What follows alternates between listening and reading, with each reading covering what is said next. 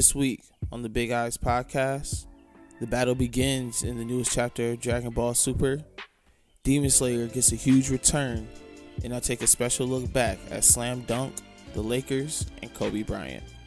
All this on a new episode of the Big Eyes podcast.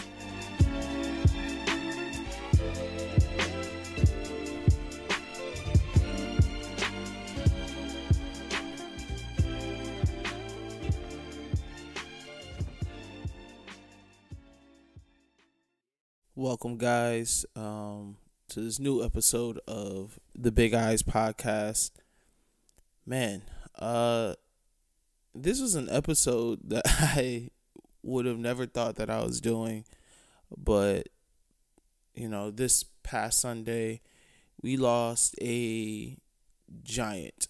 The passing of Kobe Bryant, and if you listen to any of the RNC podcasts, it's really hard not to, find a way to connect him with what you are talking about. We had a beautiful episode on RSPN. Once again, shout out to Mills, J5, the hosts Jeff and Mark, and my brother Cam, where we spent some time talking and reflecting on Kobe Bryant, what he meant to our lives. And if you listen to the great episode of the A Show yesterday, you even hear Mills and J5 talk about, Kobe's impact and kind of connecting Kobe with the WWE. And, I've always planned to talk about Slam Dunk on this show, just because Slam Dunk is such a big and important manga, especially a sports manga. And I always wanted to dive into the storyline and everything. But, today I really just want to talk about the connections between Slam Dunk and, Kobe Bryant and the Lakers, because it's actually really interesting to see how they're all kind of intertwined in a sense. So for those who do not know, Slam Dunk is a manga series that happened in the 90s. It was really the first big sports manga, really even like the first basketball manga, because back in the 90s, basketball in Japan was not a big thing. Even in general of NBA wasn't truly this global phenomenon yet, but it really started to pick up in the 90s. And the creator of Slam Dunk, a man named by Takehiko Ino, he was a manga artist, but he was really one of like rare NBA fans in Japan. And when he finally started to write Slam Dunk, create Slam Dunk, he made it based on, basketball, and he made made the characters based on, real live NBA characters. And, was a huge Lakers fan. And tying into Slam Dunk, when you look at, these characters, and you look at how the game of basketball is even played within the story, he makes these guys seem like larger than life characters, and he makes the game seem like this larger than life game. Really the story centers around a young man named Sakuragi, and he really only begins to play basketball to pick up girls, which, funny enough, is a weird way that a lot of guys have started playing basketball. And he really only uses this to get the prettiest girl in school. But as he continues to play, he continues to find his love for the game. And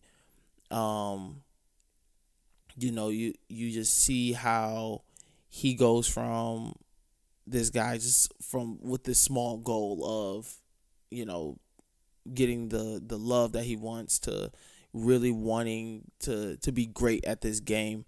And you know, this manga really helped shaped the viewpoint of basketball in Japan. It was started in October of 1990. It ended in June of 96. And, you know, by the time it ended, basketball was really ramping up in Japan. They finally started getting even like weekly shows about the NBA. They started to get broadcasts. Like, NBA was really growing now into this international thing. And, you know, Slam Dunk really, it really changed the viewpoint, and really just like set an expectation for Japanese fans of kind of like what is this basketball. And it's funny because, once again, I say he was a huge Lakers fan, and you know, he grew up in the time of the Showtime Lakers. And so even when you look at how basketball games are played in this manga, you can see the flashiness, the things that are you know, how the game is played is very fast paced. It seems even almost to a point like these basketball players have supernatural powers. And you know, for this manga to, you know, and you look at even other characters on here, you know, who are really based and molded on real life NBA players at the time. Like, even the main character, Sakuragi, he was, you know, he was kind of molded after a Dennis Rodman, you know, this guy that's larger than life, you know, got this attitude and got this, you know, he goes on the court, he makes these big hustle plays, very athletic, long. His rival, Rukawa, who is kind of like Michael Jordan in this story of this great player who you are in awe with. And, you know, he even rocks the head, you know, the armbands, and, you know, how he plays. And when you look at this manga, you know, which is so big in Japan,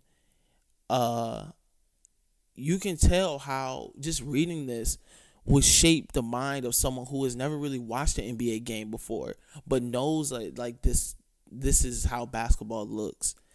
And you know, that when by the time it ends, June of 1996, Kobe Bryant is just about to enter the NBA, or you know, he just enters the NBA. And imagine being a fan and having your viewpoint of the NBA, of how basketball is, you know, being, you know, your viewpoint is connected to this manga and how it should be played. And you have a guy like Kobe Bryant, who really is a once in a lifetime player of this, you know, this it's anti-hero in a sense. This guy who's kind of a villain, but he's, you know, he's a hero to many. And you know, how he plays the game is such a high level, and he does things that are so, you know, especially early in his career when he was highly athletic, you know, you see him do these things that seem otherworldly. And you know, he just becomes this larger than the game player. And like, imagine being a fan and seeing that and connecting to, you know, this story, and then these real life people who are this real life game that you're seeing. And you know, Kobe, to many of us, you know, he was a hero, and he did seem, you know, like this hero figure to many of us. Even in Slam Dunk, the manga, when you look at the characters and you look at even their attitudes, like, no one, like, there's really no good guys in this manga. You know, everybody is very intense, is very like real to talk about how the characters act, because there's egos involved, there's tempers, there's these things that are very real, especially as a sports player. Once you get on the court, it is very high emotion, and it is different than other mangas at the time, because even the main character isn't really a guy that is likable per se. Like he has this attitude. He gets into fights. He does these things. He's very intense. And as a sports manga, once again, these are the little things that are shaping the minds of the people who's reading this. Like, wow, this is how basketball is. These basketball players they're intense. They give emotion. They have this. They play super hard. How they do it. Like, everything looks so bigger and larger and light. And for this to be really the molding point of NBA fans in Japan, and then getting a guy like Kobe Bryant to come when this is ended and really be that character, in the sense of he's really larger than life. He's really, everything he does on the court is, it's so grand. It's so eye-catching. It's so and you're stuck in awe of watching this guy play. And, it's just crazy to look at that and to think about being able to have a chance to experience that. Kind of experience this fantasy that was, told to you about the NBA, and just see it kind of come to life. And Slam Dunk was really a big part of that, and really a big reason why NBA became such this big thing in Japan. And it's not even just the game of basketball, it's the culture surrounding the NBA. There is a moment where in the manga where Sakurogi gets a pair of Jordan 6s, and this is really a moment where Japan's really introduced to hip hop and black culture. And Kobe Bryant is also a part of that. He's also part of this culture of what made basketball players look so cool, having his own signature shoe, and I really just wanted to take a moment to just reflect on Kobe Bryant. Rest in peace to him. Rest in peace to Gigi. Rest in peace to other passengers on the plane. And just use a moment to connect his world with mine, the world of basketball, and the world of manga, the world of just being this larger than life character. Thank you, Kobe Bryant.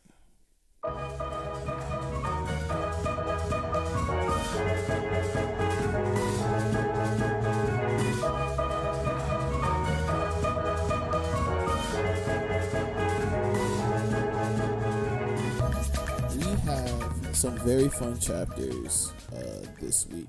So let me get into, I guess, chapter 56 of Dragon Ball Super. Shout out to Dragon Ball Super. They're actually starting this battle immediately. Usually we would see some type of filler or lag in something, but they are now starting the battle against Moro. His army is now pulling up on Earth, and so it's really all hands on deck when we start this chapter off. We see all the Z fighters, we see the Galactic Patrol. They're all there, and they're all really much preparing to protect Earth and wait for Vegeta and Goku to return back from their training.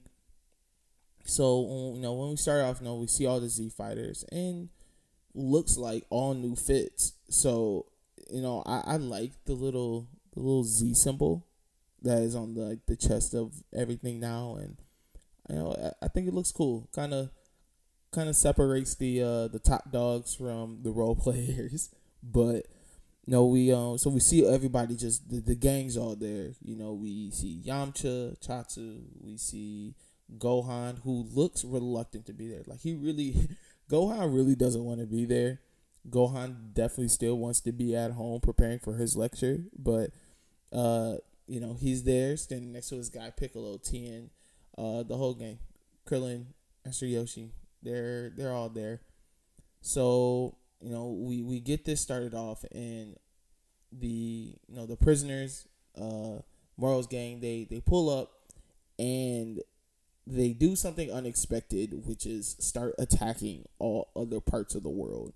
So where all the Z fighters are at in their century, like they're centrally located, they just say, we're not going to attack right there. We're just going to attack everything around you. So everybody kind of splits up, and really this chapter is centered around the rematch between Piccolo and Gohan versus 7-3. Remember 7-3 was the prisoner who has the ability to copy people's powers if he grabs them on the back of the neck, and immediately he gets the drop on Gohan and Piccolo. He just appears from random, and he grabs by the back of the neck. He copies their power, and when we see this, they think like, okay, like, round 2, we've seen you guys fight before. We know how you're gonna act. Like, we already got a game plan. These are the things. Like, we're ready for you.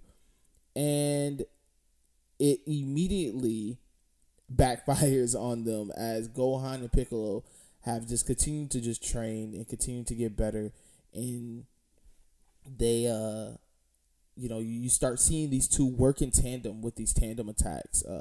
The Demon Light of Death, which is this really kind of like beautifully orchestrated attack from Piccolo and from Gohan. And you see the Z fighters. They even give Yamcha in this chapter a shining moment where he is completely taking out villains. Yamcha does, like, he survives the chapter. He survives the guys that he is fighting. But no, the big chapter, it really does revolve around this fight, which once again is very one-sided. Piccolo and Gohan are on like the same page. They are given 73 problems, and you can tell that all the other villains are just like, whoa, we did not know Earthlings or the people on Earth were this strong. Like what is going on? They are being flustered right now. And when when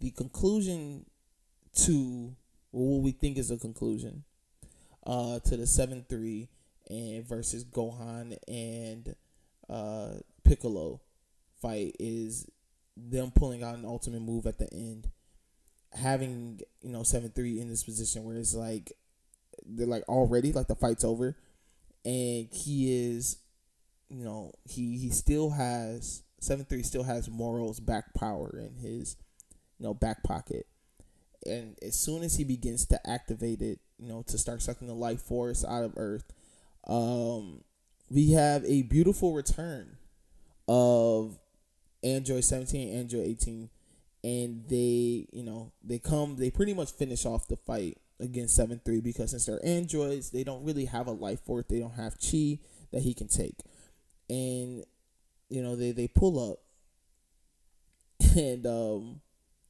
the best part of them pulling up is Android 18 saying pretty much, I am only here because you guys paid me for me. And you know what? We all respect a woman that knows her worth. So shout out to Android 18 for just being like, listen, you gave us 10 million zenny to fight, and let's make quick. I don't fight for free. She literally said, I don't fight for free. And so shout out to Android 18. We all enjoy and love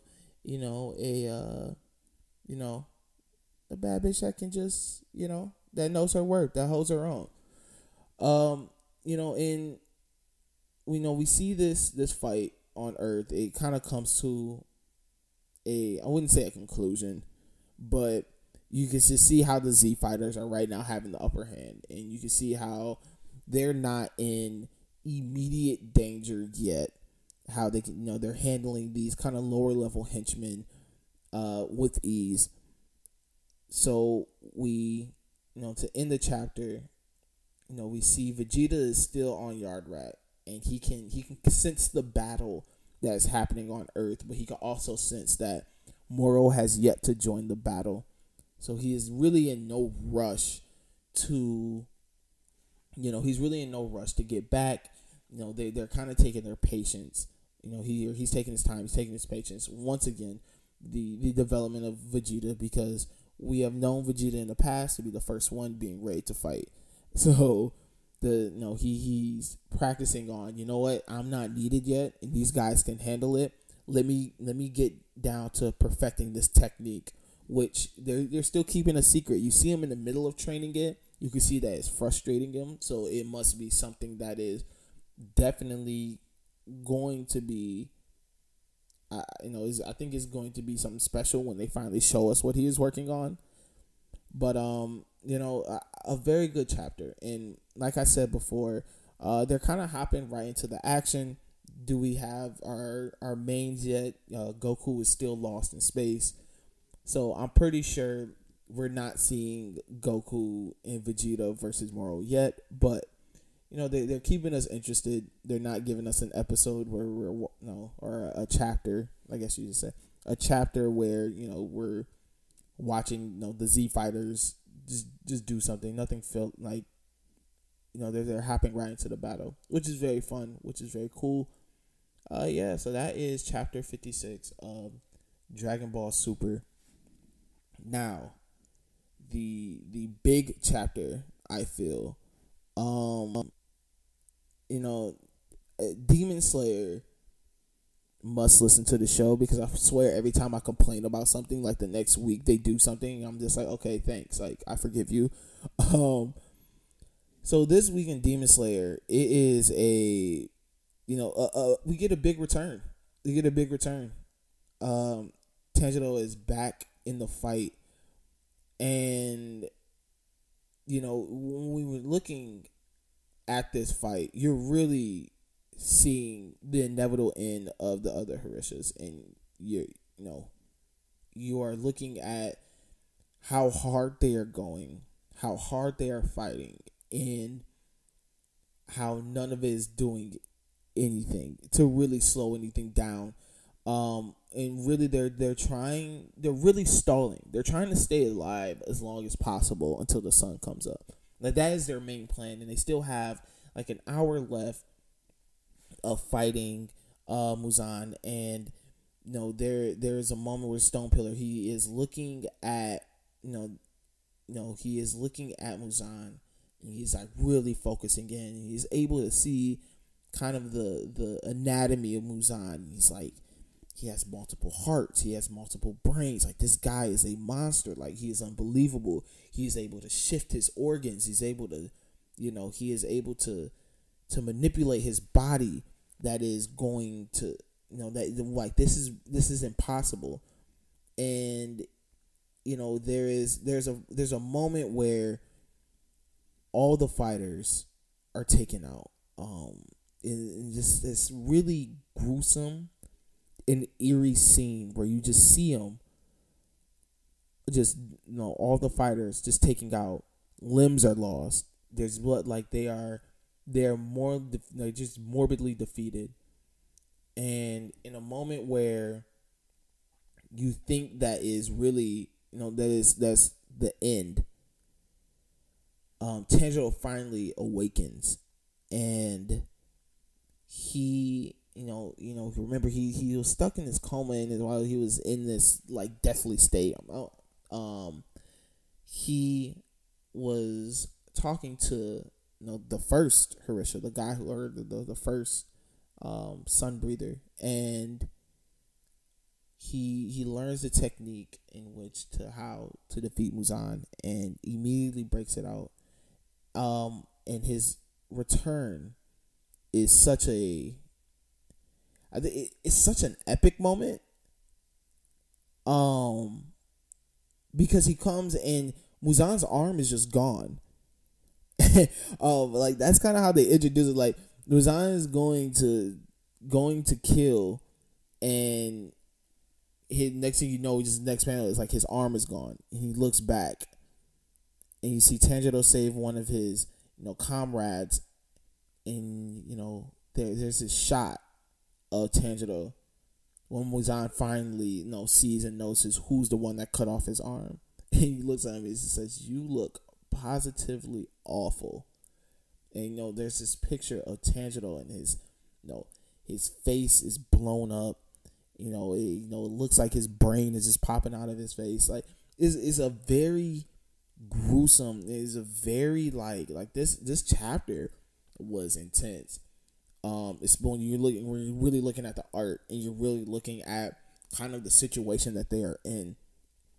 One thing I really enjoy about this though is that Nezuko had nothing to do with Tanjiro becoming back alive. I was kind of certain like that's kind of what's gonna happen. Is gonna have this like brotherly sisterly moment where she cries, does something where he is he magically comes back alive. But right now, I guess she is still running to the battlefield, and Tanjiro has returned. He has the MVP is back, and we are going to see a final battle between Muzan and Tanjiro. I'm very excited to see how this happens. Things are, like I said before, the chapters, they kept this battle going on very long. We got a lot of, reflective or looking back at the past scenes and stories of different Harishas. You get a lot of backstory from people, but it was kind of to the point where it's just like, okay, where is this battle going to take us? Like, what is the point of all this at the end of everything? And we're finally getting this moment, and how they set it up was just amazing. It wasn't one of those things where Tanjiro's face is all of a sudden magically healed and he looks brand new. No, Tanjiro looks he looks horrible. No, he looks just disgusting to be real. But I love it. I love that they keep this pretty much this gruesome looking kid versus this demon, this monster. And even Tanjiro looks like a monster himself. And I'm very excited to see how this final battle is going to happen, or even if it's the final battle, but something that we have been waiting on for a while now. They gave us a beautiful moment earlier in the series where Tanjiro runs into Muzan the first time they meet, and he lets him know one day I'm going to kill you, and one day I'm going to avenge my family. And we are finally going to see this moment where he is going to avenge his family in this way that is in this kind of beautiful comeback of a great chapter. That will conclude this week's episode of the Big Eyes podcast. Once again, go to RNC Radio Live or at RNC Radio Live for all of our podcasting stuff. Once again, this has been a very emotional week for a lot of us. Like I said, a lot of content probably will be tied to Kobe Bryant and his legacy and his inspiration this week. Once again, there's a beautiful episode of RSPN where we all reflect, listen to a show where they connected their love for Kobe Bryant, for their love of wrestling. Follow me at Jamal SLM on Twitter, Straw Hat LJ on Instagram. Once again, guys, thank you so much for tuning in. Thank you so much for listening. Y'all stay plus nostalgia. Peace.